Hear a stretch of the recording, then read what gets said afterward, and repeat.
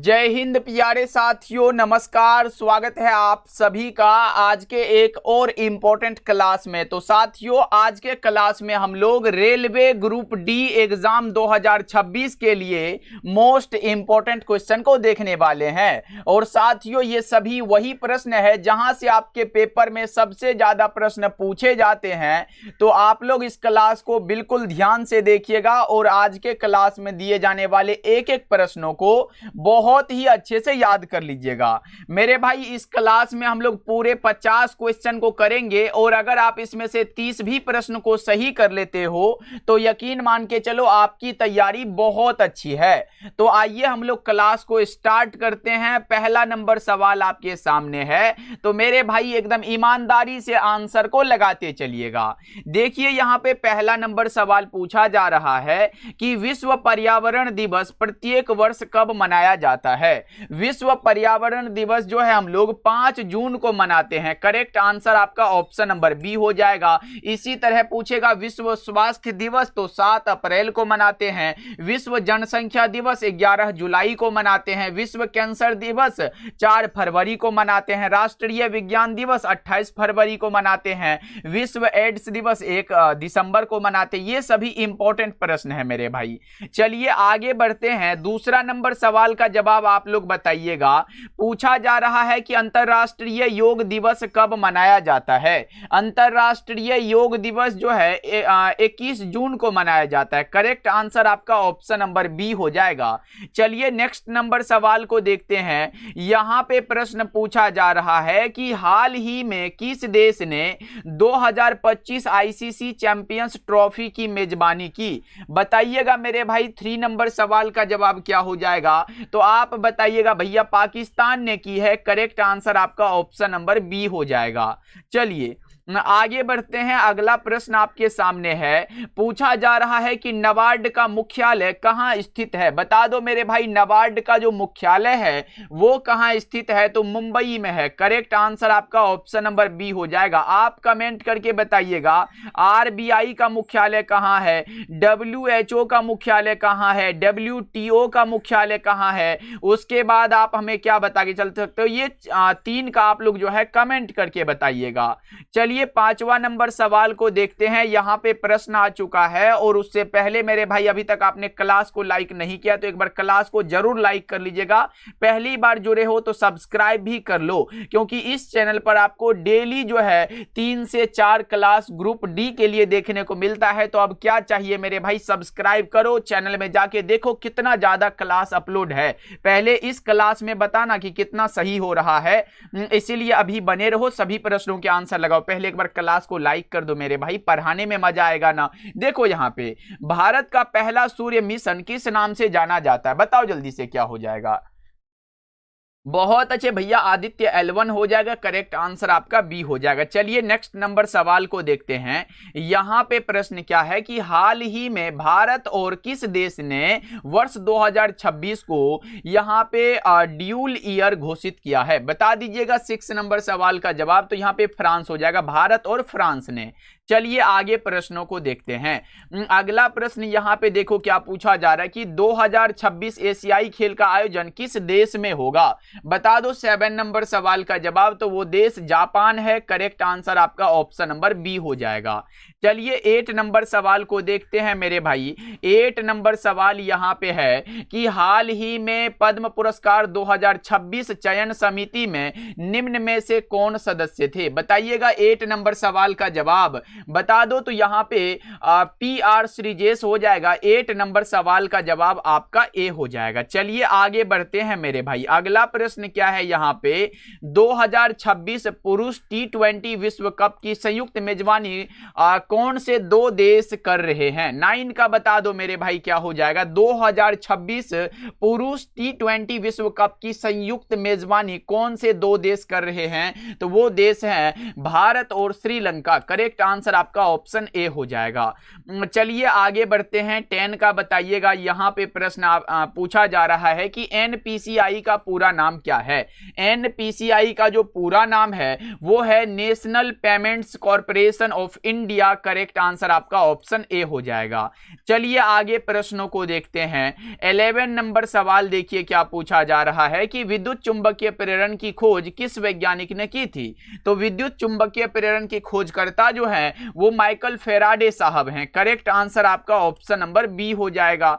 चलो आगे बढ़ते हैं, अगला प्रश्न का जवाब बताइएगा कि लेंज का नियम किस सिद्धांत पर आधारित है। लेंज का नियम जो आधारित है वो आधारित है ऊर्जा संरक्षण के सिद्धांत पर। 12 का right answer option number A हो जाएगा। चलो आगे बढ़ते हैं मेरे भाई, 13 का बता दो। एक एक प्रश्न को मिस नहीं करना है, देखते चलो कैसे कैसे प्रश्न आ रहे हैं। चुंबकीय फ्लक्स का ऐसा ही मात्रक क्या होगा। चुंबकीय फ्लक्स को हम फाई ई के द्वारा दर्शाते हैं, नहीं भैया फाई बी के द्वारा दर्शाते हैं। फॉर्मूला होता है बी इंटू ए। अब ये बी क्या है, तो चुंबकीय क्षेत्र है। चुंबकीय क्षेत्र का मात्रक वेबर बटे मीटर स्क्वायर गुना में एरिया का मीटर स्क्वायर। ये से ये काट दो तो बचा कौन सा, सिर्फ वेबर बचा, और आपको वेबर ऑप्शन नंबर बी में दिखाई दे रहा है। करेक्ट आंसर बी हो जाएगा। चलिए आगे बढ़ते हैं मेरे भाई, अगला प्रश्न यहां पे देखो, डायनेमो किस सिद्धांत पर कार्य करता है। डायनेमो का कार्य सिद्धांत विद्युत चुंबकीय प्रेरण पर आधारित है और विद्युत चुंबकीय प्रेरण की खोजकर्ता माइकल फेराडे साहब हैं। तो ये बात भी आपको याद रखना है, इंपॉर्टेंट सवाल है ना। चलो आगे बढ़ते हैं, यहां पे प्रश्न आ चुका है आपके सामने, बताइएगा निम्नलिखित में से कौन सा ऐसा ही यहां पे मूल मात्रक है, बता दो जल्दी से। एसआई का मूल मात्रक आपने पढ़ा होगा कि मूल मात्रक 7 होते हैं, जिसमें कि एक केल्विन है जो कि ताप का मात्रक होता है। करेक्ट आंसर आपका सी हो जाएगा। नेक्स्ट नंबर सवाल का जवाब बताइएगा। यहां पे है कि दूध की शुद्धता मापने के लिए किस यंत्र का उपयोग किया जाता है। दूध की शुद्धता मापने के लिए इलेक्ट्रोमीटर का प्रयोग होता है। 16 नंबर सवाल का जवाब ए हो जाएगा। 17 का बता के चलिएगा मेरे भाई, यहां पे पूछा जा रहा है कि वायुमंडलीय दाब मापने के लिए किस यंत्र का प्रयोग किया जाता है। वायुमंडलीय दाब को मापने के लिए प्रयोग किया जाता है किसका, तो बैरोमीटर का। करेक्ट आंसर आपका ऑप्शन नंबर बी हो जाएगा। चलो आगे बढ़ते हैं, अगला बता दो। एक एक सवाल इंपॉर्टेंट है। यहां पे है वायु की आर्द्रता मापने के लिए, वायु की आर्द्रता मापने के लिए किस यंत्र का उपयोग किया जाता है या फिर प्रयोग किया जाता है, तो वो यहां पे होता है हाइग्रोमीटर। करेक्ट आंसर आपका ऑप्शन नंबर ए हो जाएगा। चलिए 19 नंबर सवाल को देखते हैं। यहां पे प्रश्न क्या है कि भूकंप की तीव्रता रिकॉर्ड करने वाला यंत्र कौन सा है। भूकंप की तीव्रता मापने वाला यंत्र का नाम है सिस्मोग्राफ। क्या नाम है भैया, सिस्मोग्राफ। ऑप्शन नंबर ए हो जाएगा। चलो 20 का बता के चलिएगा भाई, 20 तक आ गए हैं और अभी तक आप लोग क्लास को लाइक करने के लिए भूल रहे हो तो एक बार जल्दी से कर दो मेरे भाई। सब्सक्राइब भी कर लीजिएगा, पहली बार आए हो तो सब्सक्राइब कर लीजिएगा। देखो यदि बल और विस्थापन के बीच का कोण 90 डिग्री हो तो किया गया कार्य क्या होगा। एकदम सिलेबस का सवाल है, बताइएगा क्या हो जाएगा, तो यहां पे 0 हो जाएगा। राइट आंसर आपका बी हो जाएगा। चलो नेक्स्ट बता दो, यहां पे प्रश्न है कि निम्नलिखित में किसके पास गतिज ऊर्जा होती है। जैसे मानो कि यहां से कोई ढाल है और ऊपर से पानी गिरा रहे हैं ऐसे, तो ये भी क्या होगा, गतिज ऊर्जा हो जाएगा। चलता हुआ पंखा में गतिज ऊर्जा हो जाएगा। सही जवाब आपका ऑप्शन नंबर बी हो जाएगा। चलो आगे बढ़ते हैं, अगला नंबर सवाल का जवाब बताइएगा। यहां पे प्रश्न है कि 1 हॉर्स पावर किसके बराबर है, तो ये होता है 1 हॉर्स पावर यानी कि 1 HP बराबर जो होता है 746 वाट होता है। बस ये याद रख लो। सही जवाब आपका ऑप्शन ए हो जाएगा। चलो आगे बढ़ते हैं, अगला बताइएगा। अगला प्रश्न क्या है, यहां पे देखो प्रश्न है कि एक मशीन है जो 1200 जूल कार्य जो है 4 सेकंड में करती है, तो उसकी शक्ति क्या होगी यानी कि पावर क्या होगी। तो आपने पावर बराबर क्या पढ़ा है कि भैया कार्य बटा में समय होता है। पावर यानी कि शक्ति बराबर कार्य बटा में समय होगा। कार्य देखो कितना हुआ, 1200 जूल हुआ है और समय कितना 4 सेकंड है, तो 4 एकम 4, 4 तिया के 12, तो यहां पे P बराबर कितना होगा 300 और यहां पे हमने शक्ति निकाला तो शक्ति का मात्रक वाट हो जाएगा, तो P बराबर 300 watt. Right answer option number C हो जाएगा।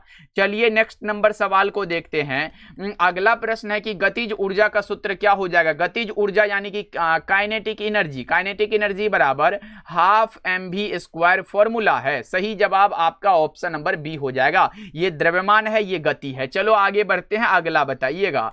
अगला प्रश्न क्या है कि ध्वनि किस प्रकार की तरंग है। प्रकाश अनुप्रस्थ तरंग होता है जबकि ध्वनि अनुदैर्ध्य तरंग होता है। 25 का ऑप्शन नंबर बी हो जाएगा।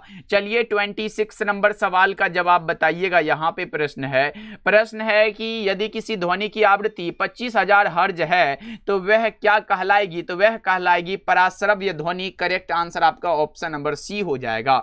क्या होगा मेरे प्यारे भाई? ऑप्शन नंबर सी बिल्कुल करेक्ट हो जाएगा। चलो आगे बढ़ते हैं, अगला बताइएगा। प्रश्न है कि निम्नलिखित में से कौन सा जीव पराश्रव्य ध्वनि का उपयोग करके अपना मार्ग खोजता है, यानी कि अपना मार्ग जो है प्रदर्शित करता है? बताइएगा 27 नंबर सवाल का जवाब। तो आपने बताया वो चमगादड़ होता है। करेक्ट आंसर आपका ऑप्शन बी हो जाएगा। नेक्स्ट नंबर सवाल का जवाब बताइएगा। यहाँ पे है कि सोनार का उपयोग किसके लिए किया जाता है? सोनार का उपयोग जो है मेरे भाई ये होता है समुद्र की गहराई मापने के लिए। सही जवाब आपका ऑप्शन बी हो जाएगा। अगला प्रश्न का जवाब बताइएगा। यहां पे है निम्नलिखित में कौन सा दर्पण हमेशा आभासी, सीधा तथा छोटा प्रतिबिंब बनाता है? यह भी आसान प्रश्न है। उत्तल दर्पण करेक्ट हो जाएगा। ओके, चलिए आगे प्रश्नों को देखते हैं। अगला प्रश्न क्या पूछा जा रहा है आपसे कि शेविंग करने के लिए किस दर्पण का प्रयोग किया जाता है? तो शेविंग मिरर के रूप में किसका उपयोग करते हैं? तो शेविंग मिरर के रूप में हम अवतल दर्पण का यूज करते हैं। करेक्ट आंसर आपका ऑप्शन बी हो जाएगा। चलिए अगला प्रश्न क्या पूछा जा रहा है कि सूर्य का प्रकाश कितने रंगों से मिलकर बना होता है? तो 7 रंगों का। करेक्ट आंसर आपका ऑप्शन सी हो जाएगा 31 का। चलो 32 को देखते हैं। 32 नंबर सवाल है कि कार्बन की संयोजकता कितनी होती है?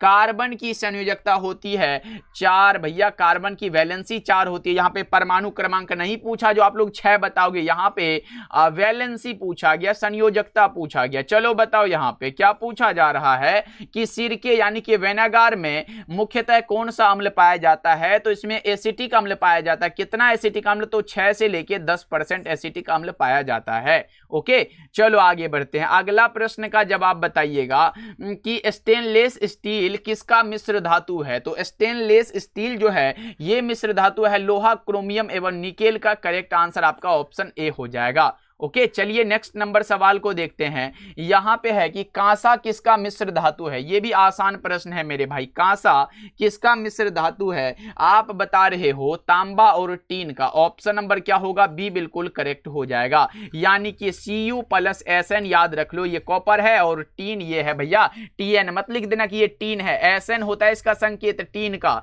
चलो आगे बढ़ते हैं। 36 नंबर सवाल है। निम्नलिखित में कौन सी धातु है जो चाकू से आसानी से काटी जा सकती है? तो चाकू से आसानी से काटी जा सकती है, उसका नाम सोडियम है। करेक्ट आंसर आपका बी हो जाएगा। चलो अगला बताओ। यहाँ पे प्रश्न आ चुका है आपके सामने, बता दो जल्दी से।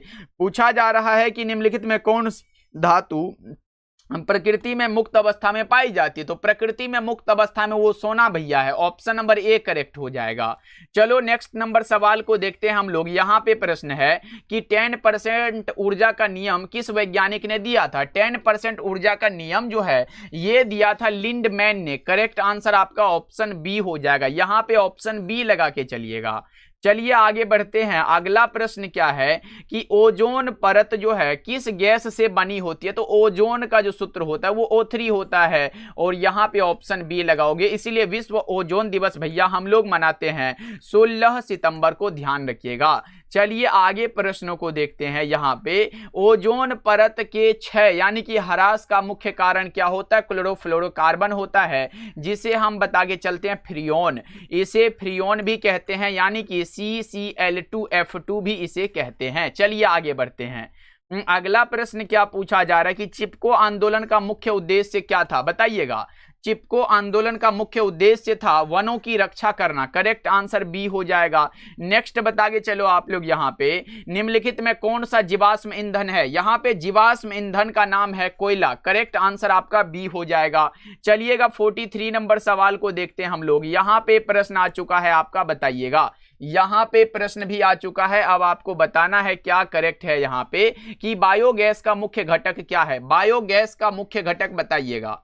बायोगैस का मुख्य घटक यहाँ पे मीथेन हो जाएगा। राइट आंसर आपका ऑप्शन बी हो जाएगा। चलो आगे बढ़ते हैं।